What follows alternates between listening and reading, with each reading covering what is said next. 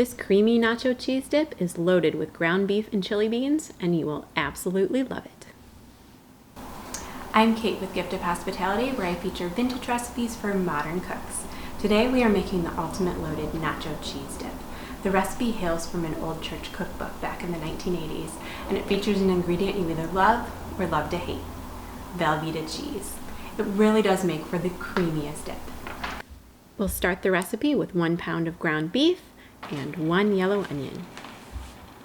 Next, you'll need 1 pound of original Velveeta and 1 pound of Mexican Velveeta. Then you'll need 1 cup of tomato juice, either from a plastic jar or a tin can. Next come the chili beans, either hot, medium, or mild. And finally, 2 teaspoons of Worcestershire sauce. We'll start the recipe by finely dicing 1 yellow onion. This recipe calls for 1 pound of original Velveeta and 1 pound of Mexican Velveeta. The Mexican Velveeta has jalapeno peppers added, so it just adds a tiny little bit of heat to the finished dish. Dice both of the packages of Velveeta into roughly 1-inch cubes. This is just so it melts a little bit easier. This is the Mexican Velveeta. You can see the tiny bits of jalapeno in there. Then light your stove and place a pan over medium heat. Add the 1 pound of ground beef. You can either do ground chuck or ground sirloin here, and then add the 1 finely diced yellow onion. Break up the ground beef with a spatula or wooden spoon until it's in small pieces, and then let it cook until the ground beef is fully browned and the onion is soft.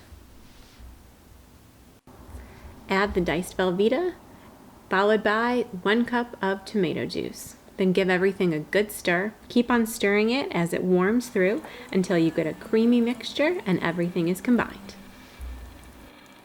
Lastly, add the chili beans. You can either use hot, mild, or medium chili beans here. And then finally add the Worcestershire sauce.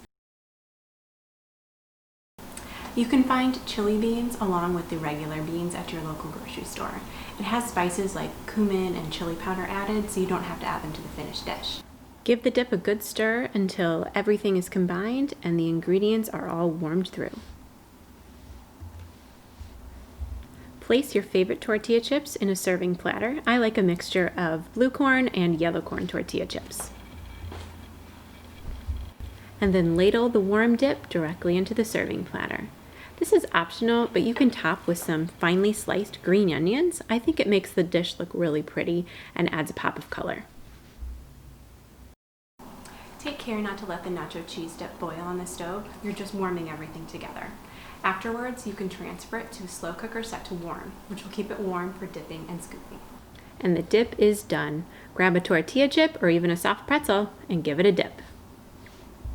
For more vintage recipes, you can find me at giftofhospitality.com.